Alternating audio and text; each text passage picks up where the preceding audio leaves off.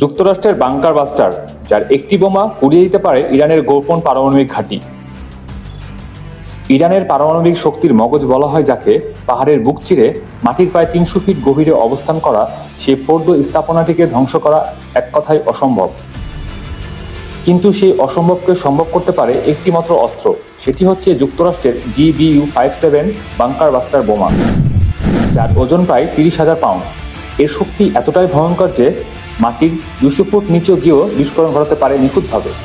এটি কোনো সাধারণ বোমা নয়, এটি মার্কিন স্টিল প্রযুক্তির নিখুঁত মারণাস্ত্র। তবে বিশ্বে কেবল যুক্তরাষ্ট্রের B-2 স্টিল বোমারু বিমানই এই বোমা বহন করতে সক্ষম। ইসরায়েলের হাতে থাকা BLU-109 বা GBU-28 দিয়ে ফোর্ডের উপরের স্তর ফাটল ধরানো সম্ভব হলেও নিচের গোপন চেম্বারগুলো একটিও নড়বে না। তাই বিশেষজ্ঞরা স্পষ্ট করে বলেছেন, ফোর্ডের মতো ভূগর্ভস্থ ঘাঁটি ধ্বংসে GBU-57 ছাড়া আর কোনো বিকল্প এখন পর্যন্ত আবিষ্কার হয়নি। তবে এখানেই শেষ নয়।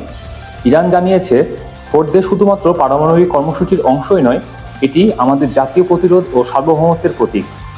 রাশিয়ার সহযোগিতায় সেখানে মোতায়েন রয়েছে শক্তিশালী আকাশ প্রতিরক্ষা ব্যবস্থা। পাশাপাশি ইরান স্পষ্ট হুঁশিয়ারি দিয়ে বলেছে, ফোর্দোতে হামলা মানেই সরাসরি যুদ্ধের ঘোষণা।